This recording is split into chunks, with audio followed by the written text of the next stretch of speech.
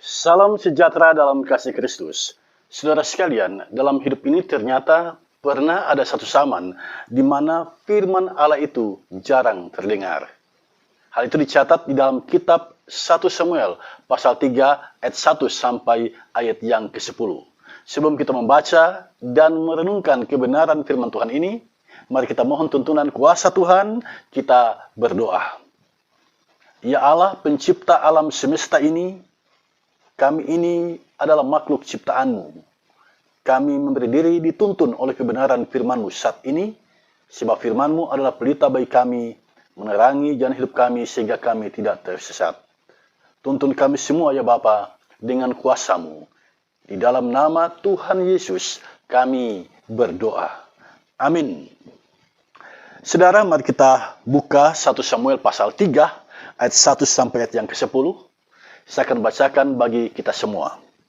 Samuel terpanggil. Samuel yang muda itu menjadi pelayan Tuhan di bawah pengawasan Eli. Pada masa itu firman Tuhan jarang, penglihatan pun tidak sering. Pada suatu hari Eli yang matanya mulai kabur dan tidak dapat melihat dengan baik sedang berbaring di tempat tidurnya. Lampu rumah Allah belum lagi padam. Samuel telah tidur di dalam bait suci Tuhan, tempat tabut Allah. Lalu Tuhan memanggil Samuel, Samuel, dan ia menjawab, "Ya Bapa."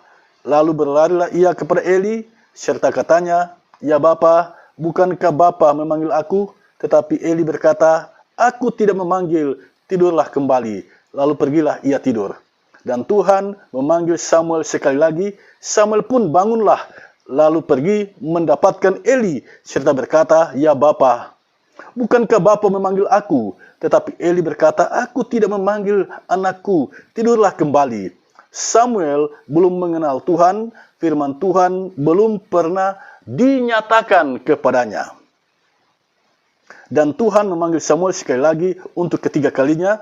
Ia pun bangunlah, lalu pergi mendapatkan Eli, serta katanya, "Ya Bapa, bukankah Bapa memanggil aku?" Lalu mengertilah Eli bahwa Tuhanlah yang memanggil anak itu. Sebab itu berkatalah Eli kepada Samuel, "Pergilah tidur, dan apabila ia memanggil engkau, katakanlah, berbicaralah Tuhan, sebab hamba-Mu ini mendengar." Maka pergilah Samuel dan tidurlah ia di tempat tidurnya.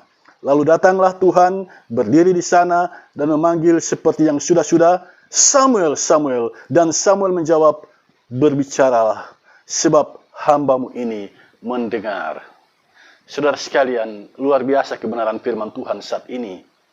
Kita diperkenalkan atau diperlihatkan bahwa dalam kehidupan manusia di planet bumi ini ada satu masa di mana firman Tuhan itu jarang terdengar. Hal itu dicatat di dalam kitab 1 Samuel pasal 3 ayat 1. Demikian bunyinya, "Pada masa itu firman Tuhan jarang, penglihatan pun tidak sering." Pertanyaan kita, mengapa firman Tuhan itu jarang? Mengapa penglihatan pun tidak sering? Seolah Tuhan enggan berbicara kepada umatnya. Seolah Tuhan tidak mau lagi berfirman kepada umatnya. Apa sesungguhnya yang terjadi? Saudara, kitab 1 Samuel adalah sebuah kitab yang ditulis pada abad ke-10 sebelum Masehi.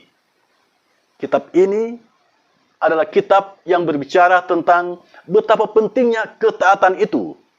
Raja Saul dicatat dalam kitab ini ditolak oleh Tuhan karena ketidaktaatannya. Dengan memahami tujuan ditulisnya kitab 1 Samuel ini, kita dapat memahami dengan mudah perikop ini. Di sini kita ditunjukkan oleh penulis kitab 1 Samuel bahwa betapa pentingnya ketaatan itu. Karena umat Tuhan tidak taat, karena umat Tuhan keras kepala, karena umat Tuhan tidak mau tunduk pada kemauan Tuhan, kehendak Tuhan, maka firman Tuhan jarang terdengar. Penglihatan pun tidak sering. Jadi seolah Tuhan mau bilang begini, untuk apa aku berbicara?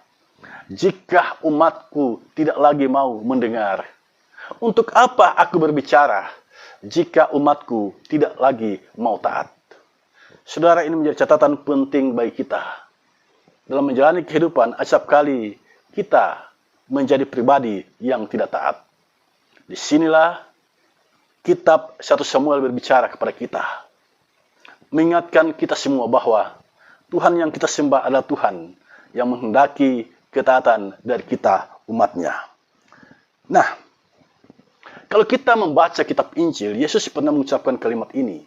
Jika kita mendatangi sebuah kota dan orang di kota itu tidak menerima kita, kebaskanlah debu.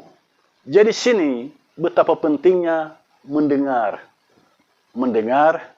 firman Tuhan, menerima, menyambut pelayan firman Tuhan. Nah, di zaman generasi Eli, umat manusia di zaman itu menjadi jahat. Anak-anak Eli sendiri menjadi jahat. Jadi mereka bekerja di bait suci, tetapi kelakuan mereka tidak mencerminkan sebagai anak-anak Tuhan. Nah, ini pelajaran yang berharga bagi kita, yang acap kali begitu tekun beribadah, tidak pernah alfa beribadah, tetapi kelakuan kita tidak mencerminkan apa yang Tuhan kehendaki bagi kita. Kita ibarat Firaun yang berkali-kali mengalami kebaikan Tuhan, tetapi tetap keras kepala. Saudara, di tahun 2024 ini, jangan ada pribadi seperti Firaun yang mengalami kebaikan Tuhan, tetapi tidak berubah kehidupannya, tetap tidak taat kepada Allah. Nah, Tuhan menjumpai Samuel dalam bacaan kita saat ini. Siapa sebenarnya Samuel? Samuel ini adalah anak dari Elkana dan Hana, ya. Dan Samuel ini diperoleh oleh Hana dengan susah payah. Bertahun-tahun Hana mandul dan dia disakiti oleh Penina, istri dari Elkana. Jadi Elkana ini punya dua istri, yang pertama Penina dan yang kedua Hana. Karena Penina punya anak dan Hana tidak, maka Penina menyindir Hana. Penina mengeluarkan kata-kata yang menyakiti hati Hana. Dan memang budaya di zaman itu, kalau ada perempuan yang tidak punya anak, itu dituding sebagai perempuan yang tidak diberkati. Nah, yang dilakukan oleh Hana ketika dia disakiti, ketika Penina nyinyir padanya, ketika Penina berlaku merendahkan dirinya, dan Hana sakit hati sampai meneteskan air mata, yang dilakukan oleh Hana adalah dia berdoa dengan penuh kesungguhan kepada Allah. Dan apa yang terjadi? Doa dari Hana didengar oleh Tuhan dan lahirlah Samuel. Ini menjadi pelajaran penting bagi kita. Doa orang yang disakiti itu didengar oleh Tuhan. Doa orang yang kita rendahkan itu didengar oleh Tuhan. Karena itu dalam menjalani kehidupan di sepanjang tahun 2024 ini, jangan pernah suka merendahkan orang. Hargailah orang, hormatilah sesamamu manusia. Jangan pernah engkau merendahkan mereka. Nah, Hana doanya dijawab oleh Tuhan. Di sini kita bisa belajar betapa pentingnya doa itu. Ketika akal budi kita tidak bisa lagi memecahkan masalah, ketika segala upaya yang kita lakukan tidak bisa menyelesaikan masalah, ada satu hal yang sederhana yang dapat kita lakukan, yaitu berdoa.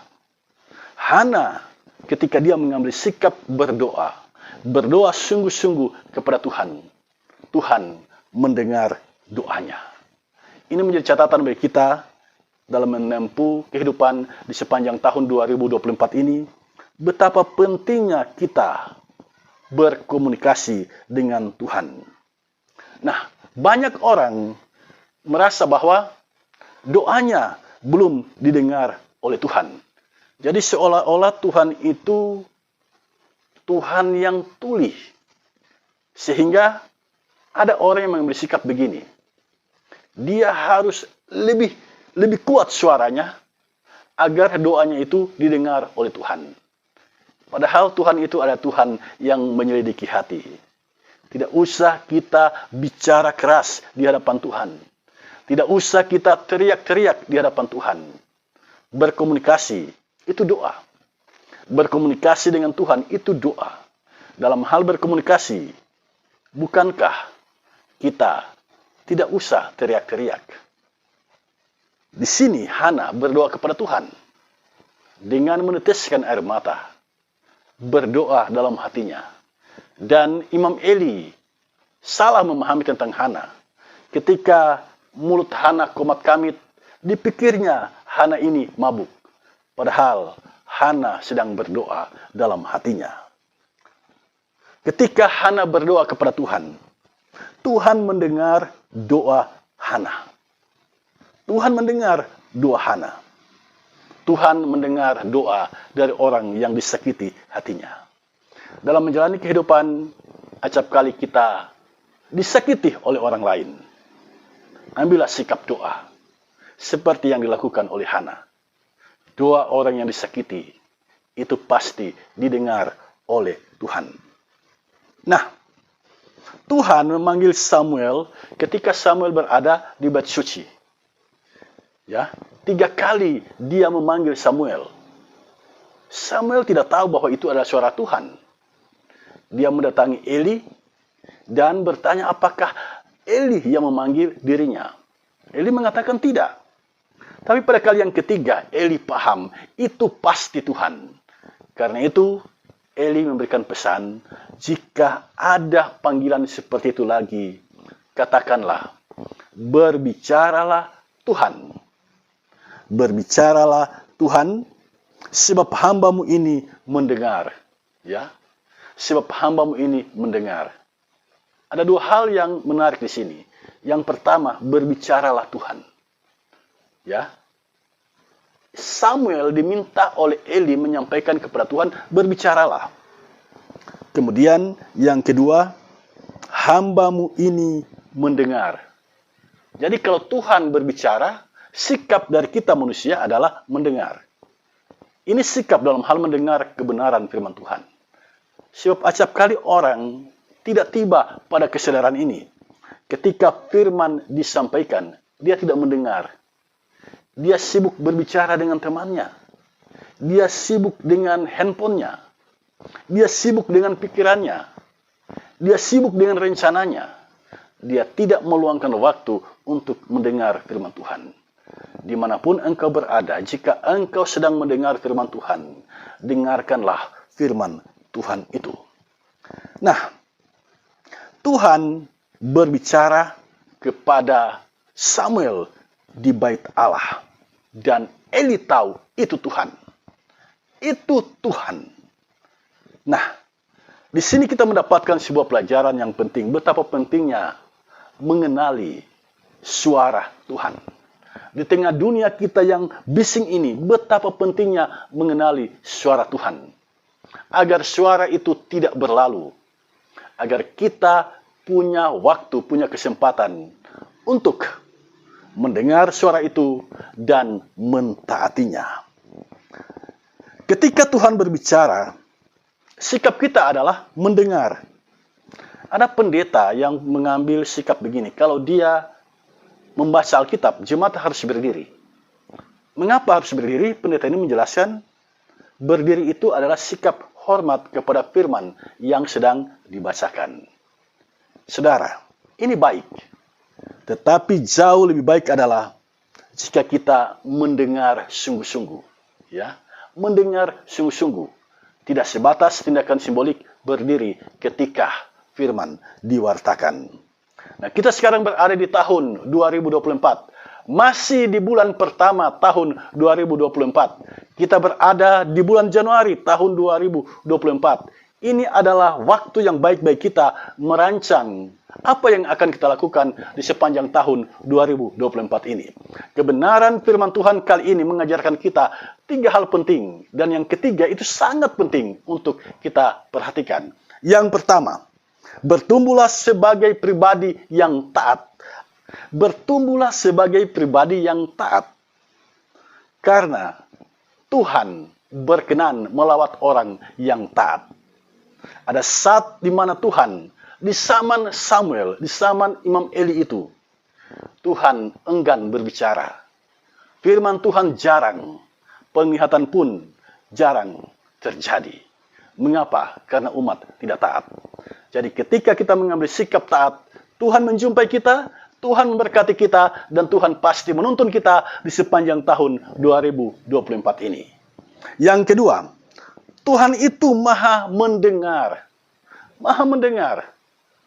Karena itu jadikanlah Tuhan sebagai tempat curhat. Seperti Hana. Dia menjadikan Tuhan itu sebagai tempat curahan hatinya. Walaupun dia disalahpahami oleh Eli, dianggap sebagai orang yang mabuk. Tapi Hana tetap berkonsentrasi pada sikap doanya kepada Tuhan. Dan ajaib, doa Hana didengar oleh Tuhan. Karena itu, ketika kita di sepanjang tahun 2024 ini punya pergumulan, punya masalah, punya tantangan, jangan lupa satu ini. Ambillah sikap berdoa kepada Tuhan. Curhatlah kepada Tuhan. Jangan curhat kepada tetangga. Jangan curhat kepada sahabat. Jangan curhat kepada orang lain. Curhatlah kepada Tuhan. Sebab Dia maha mendengar. Dia tahu apa yang terbaik bagimu. Yang ketiga, setiap hari, mintalah hikmat Tuhan, agar kita dapat mengenal suara Tuhan, agar kita dapat memahami kebenaran firman-Nya. Mengenal suara Tuhan itu sangat penting di tengah dunia kita yang bising ini. Mendengar, memahami kebenaran firman-Nya, itu sangat penting. Di tengah dunia kita yang setiap hari bising, setiap hari penuh dengan informasi-informasi yang masuk ke telinga kita. Dari sekian banyak suara yang masuk ke telinga kita, jangan pernah dilewatkan kebenaran firman Tuhan. Jangan pernah engkau abaikan kebenaran firman Tuhan. Tempuhlah kehidupan di sepanjang tahun 2024 ini dalam satu sikap, selalu mendengar suara Tuhan, selalu mendengar kebenaran firman-Nya, dimanapun kita berada, dan sampai kapanpun kita tetap mau belajar dari firman Tuhan, mendengar dan mentaatinya. Tuhan Yesus memberkati kita di sepanjang tahun 2024 ini. Dialah Allah yang maha mendengar, Dialah Sang Immanuel, Allah bersama kita, Allah beserta kita. Amin.